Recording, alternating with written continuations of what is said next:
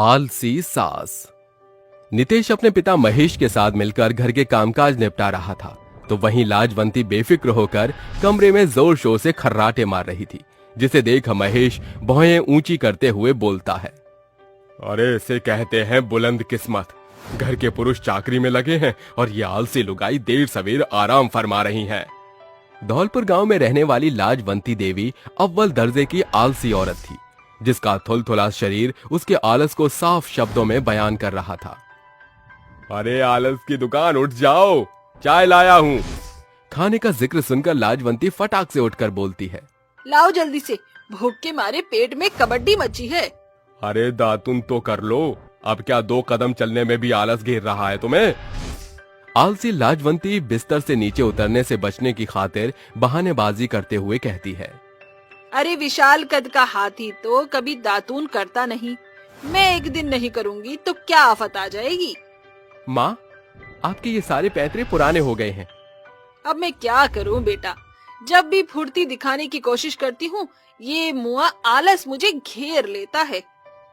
अरे आखिर हम मर्द जात बाहर का कामकाज छोड़कर कब तक घर संभालेंगे। छोड़ क्यों नहीं देती ये बेमतलब का आलस। अरे नितेश के बापू, जो कि अब हमारा नितेश ब्याह के लायक हो गया है तो हम इसका लगन करा देते हैं। ब्याह की बड़ी जिम्मेदारी भी कंधे से उतर जाएगी और घर संभालने वाली भी आ जाएगी।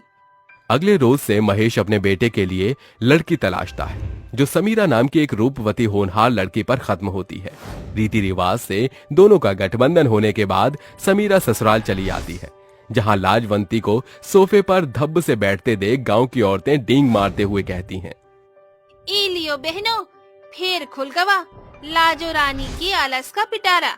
सभी पड़ोसन मिलकर जोरदार ठहाके लगाती हैं। अरे आलसी औरत, पसरना बाद में, आगे जाकर बहू की आरती उतारकर गृह प्रवेश तो कराओ।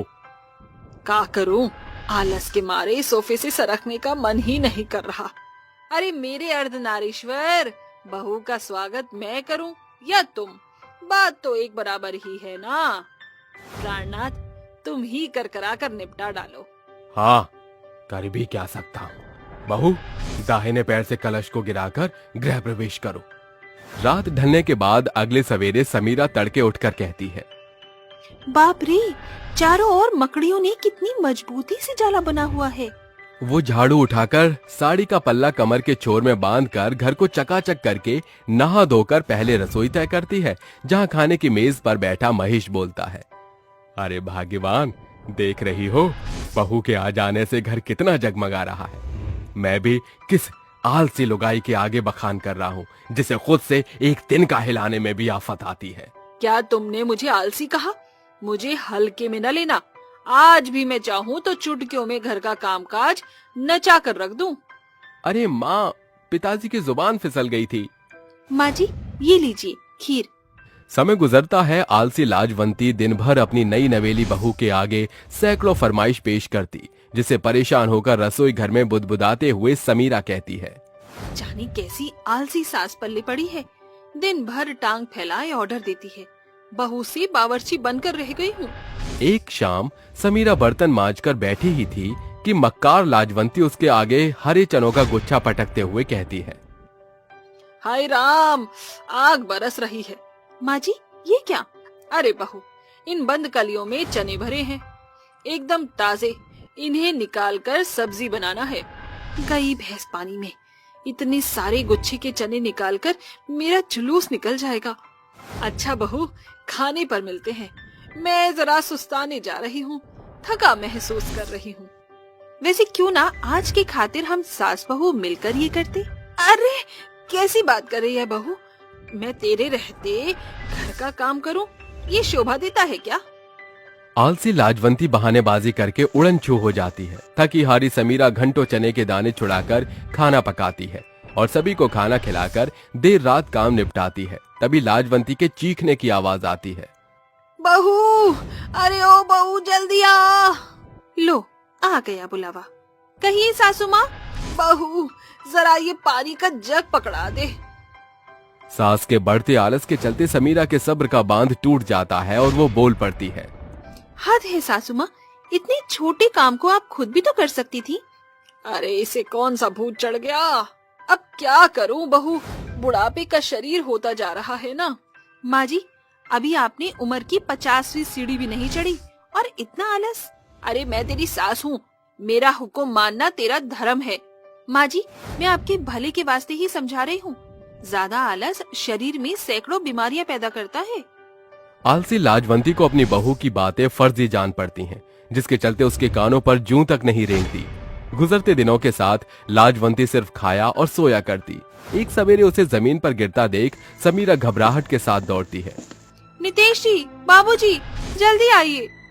सभी फौरन लाजवंती को अस्पताल में भर्ती कराते हैं, जहां डॉक्टर कई टेस्ट करके बताता है, देखिए, इनके आलस के चलते इन्हें एक साथ कई बीमारियों ने जकड़ लिया है। इन्हें हाई ब्लड प्रेशर एंड इनका कोलेस्ट्रॉल बहुत ज्यादा बढ़ा हुआ है। इनकी बॉडी में मेटाबॉलिज्म भी बहुत है।